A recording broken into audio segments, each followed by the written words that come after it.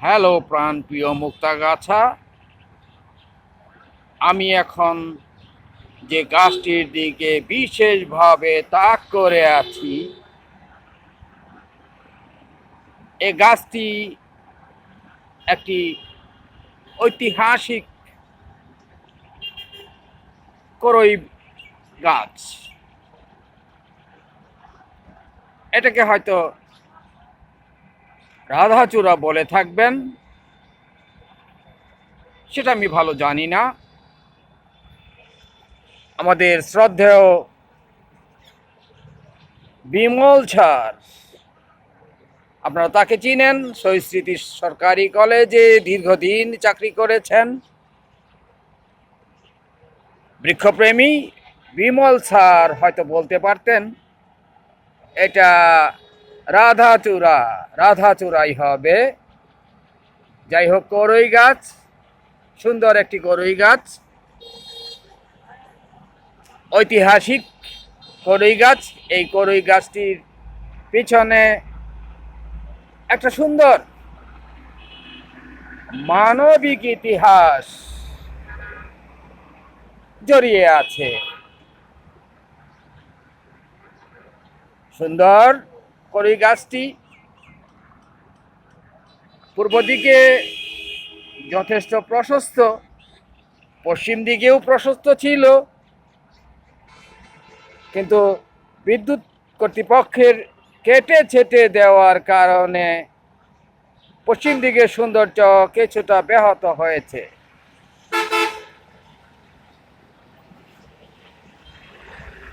করই গাছটি সবুজ, গাঢ় সবুজ, হালকা সবুজ, অল্প স্বল্প কিছু ফুল ফুটে আছে, সৌন্দর্য বর্ধন করছে। পাশাপাশি পথচারীকে এই গাছটি ছাতার মতো, বড় একটি ছাতার মতো যেভাবে ছায়া দান করে যাচ্ছে রোদের ভিতর। কিছুদিন আগেই বয়ে গেল তীব্র তাপদাহ, আমি তখন লক্ষ্য করেছি পথচারী এর নিচে অবস্থান করেছেন একটু প্রশান্তির জন্য। পথচারী, বিশেষত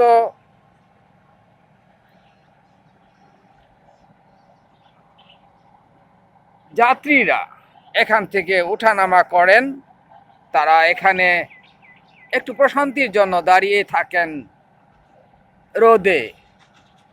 জি, যে করই গাছটির কথা বলছি এবং ঐতিহাসিক বলে আমি বলতে চাচ্ছি,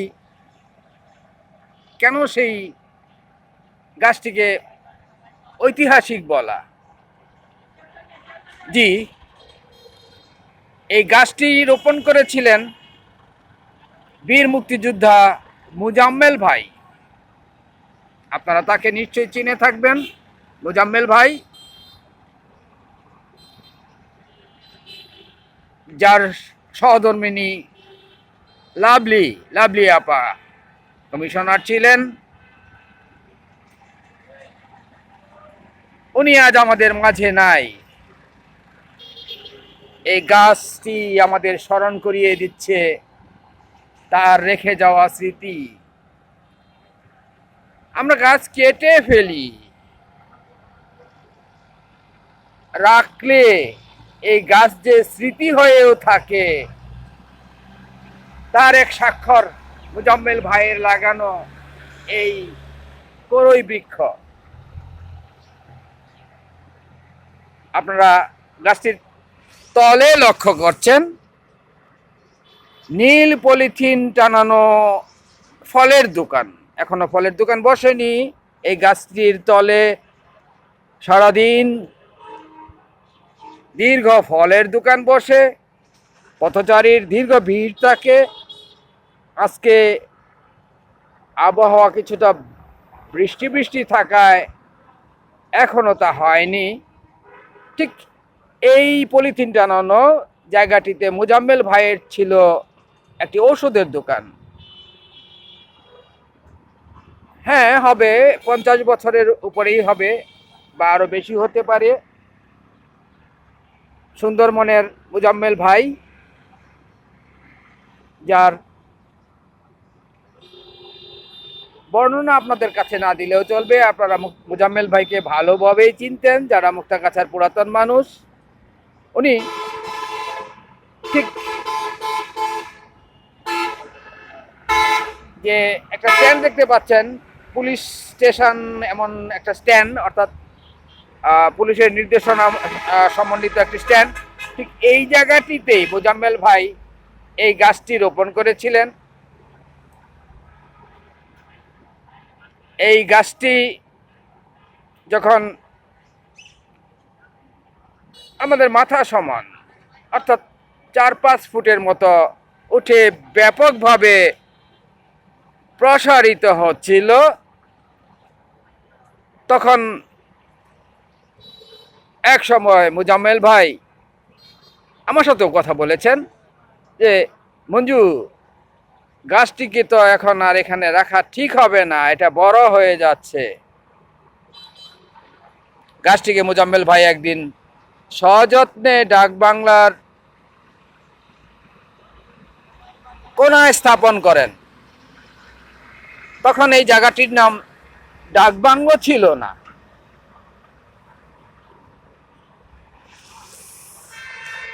এই কোনাতেই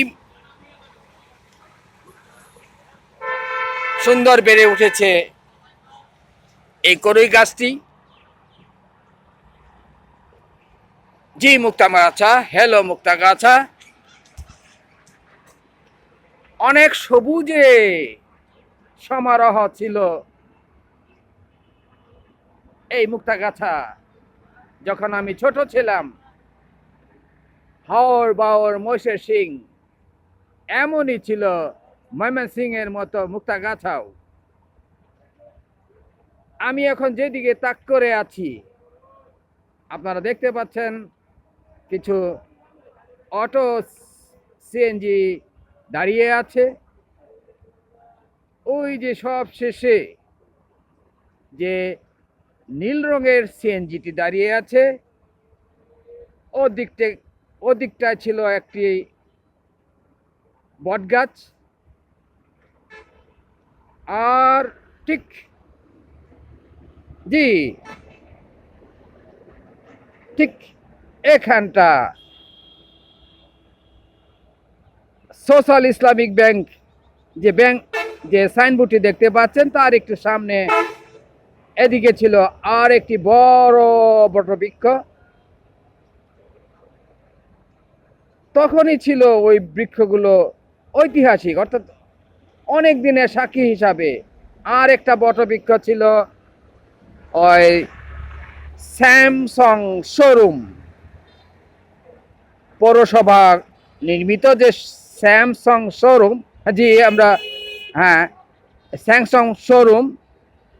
সেই স্যামসাং শোরুম যেটা পৌরসভার গণ টয়লেট বরাদ্দকৃত একটি জায়গা। দুঃখের বিষয়, গণ টয়লেট না হয়ে আজ যে কেন একটা শোরুমকে ভাড়া দেওয়া হলো, সেটা আমার কাছে প্রশ্নবিদ্ধ। বিবেকের কাছে তাই হবে হয়তো, জনগণের টয়লেট দরকার, কিন্তু সেটা না হয়ে একটা শোরুম কেন বরাদ্দ হলো। যাই হোক, আমার সেটা ঠিক এই জায়গাতে ছিল একটি বটবৃক্ষ, নাপিত খোলা। আমি দাঁড়িয়ে আছি মঞ্জুরুল আলম খান, সেই মুক্তাগাছার ঐতিহাসিক নাপিত খোলা মোড়ে, মৈত্রীবৃত্ত। আমি এর বর্তমান কর্মসংস্থানের নাম রেখেছি মৈত্রীবৃত্ত, যার নাপিত খোলায় অবস্থিত। এই নাপিত খোলায় এই বৃক্ষগুলোর নিচে নাপিত বসত, পুরাতন অনেক নাপিত বসত,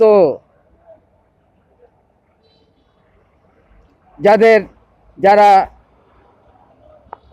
এই ইসে বসতো, পিঁড়িতে বসতো, কাঠের পিঁড়িতে বসতো, হাঁড়িতে পানি নিত, ছোট হাঁড়িতে পানি নিত, সামনে আরেকটা চেয়ার, আরেকটা টুল থাকতো।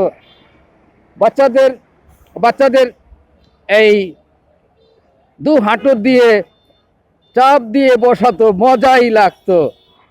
চুল কাটতো, নাড়াচড়া সম্ভব ছিল না। আমরা কেটেছি, অনেকেই কেটেছেন। আর যারা আমার বয়সের বড়, এই নাপিত খোলার নাপিতদের নিয়ে চুল কাটাতেন। নাথুনি একজন নাপিত ছিলেন, যার বাড়ি ছিল আটানি বাজার। লম্বা চৌড়া নাপিত, নাথুনি।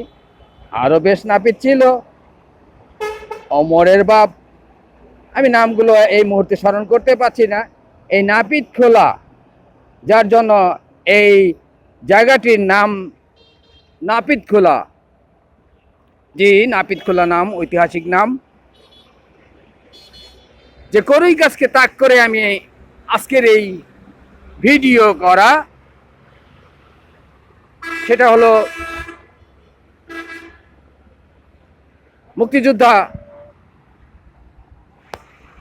বীর মুক্তিযোদ্ধা মোজাম্মেল ভাই আন্তরিকতার ফসল যে করই গাছ আজও পথচারীদের ছায়া প্রশান্তি দিয়ে যাচ্ছে। এই করইতলাকে মোজাম্মেল ভাই স্মরণে একটা নাম আমরা দিতে পারি, হতে পারে মুক্তিযোদ্ধা মোজাম্মেল করই ছায়াতল।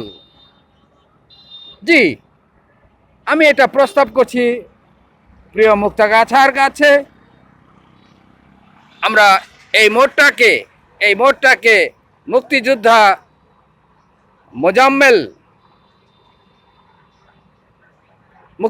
মোজাম্মেল করই ছায়াতল। যাই হোক, সবাইকে ধন্যবাদ। বেঁচে থাক এই করই গাছ। আমরাও যেন